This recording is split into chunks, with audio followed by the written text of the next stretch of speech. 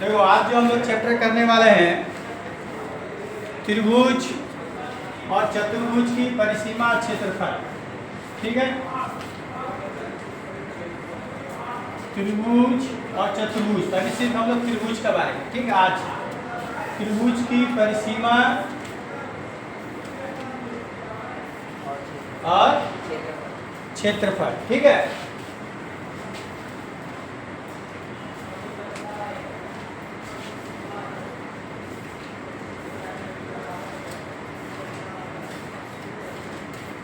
पहले तो जान लो त्रिभुज किसे कहते हैं। ऑलरेडी हम लोग डिस्कस कर चुके हैं, फिर भी आज तीन भुजाओं से घिरे हुए क्षेत्र को त्रिभुज कहते हैं। ठीक है, इसमें कितना भुजा है?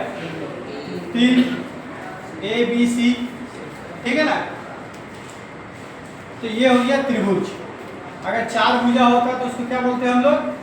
चतुर्भुज। लेकिन आज हम लोग सिर्फ त्रिभुज के बारे में पढ़ेंगे। उसका परिसीमा का फॉर्मूला क्या होता है, क्षेत्रफल का फॉर्मूला क्या होता है, परिसीमा किसको बोलते हैं। तो त्रिभुज किसी भी चीज का जब हम लोग परिसीमा निकालते हैं तो परिसीमा का मतलब होता है उसका चारों तरफ का घेरा।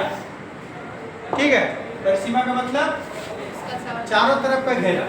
अगर ये त्रिभुज है तो यहाँ से यहाँ जो लंबा है, यहाँ से यहाँ जो लंबा है, यहाँ से यहाँ जो लंबा है, जोड़ देंगे वही परिसीमा है। और अगर चतुर्भुज होता तो वो चारों भुजा के लंबाई को जोड़ देते तो चतुर्भुज। ये लंबाई जोड़ दो, ये चारों जोड़ देंगे चतुर्भुज। पांच भुजा होगा तो पांचों को जोड़ दो, जैसा रहेगा। मतलब चारों तरफ का घेरा को ही हम लोग परिसीमा बोलते हैं। हो गया।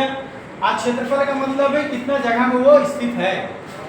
ठीक है ना, ये हो गया क्षेत्रफल, कितना जगह में है। तो सबका फॉर्मूला अलग अलग है। तो त्रिभुज का अगर परिसीमा निकालना रहेगा तो त्रिभुज की परिसीमा बराबर, अगर इसका लंबाई a मान लेते हैं, इसका b मान लेते हैं, इसका c, तो क्या हो जाएगा? a प्लस बी प्लस सी।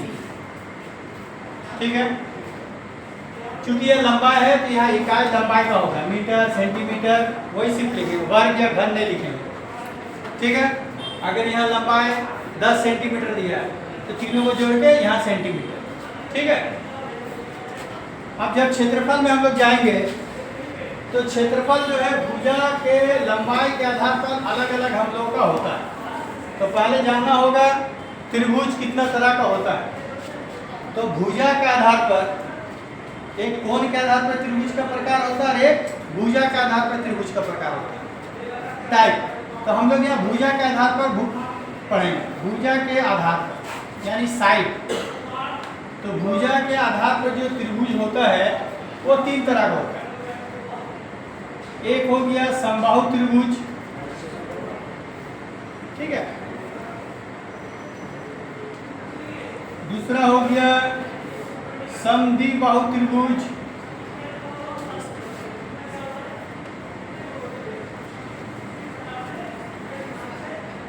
और तीसरा हो गया विषमबाहु त्रिभुज।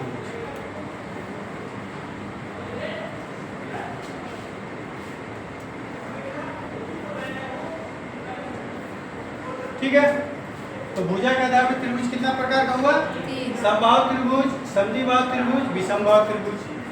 समबाहु त्रिभुज का मतलब जिसका तीनों भुजा बराबर हो। त्रिभुज में तीनों भुजा होता है, तो अगर तीनों भुजा बराबर ही हो जाए,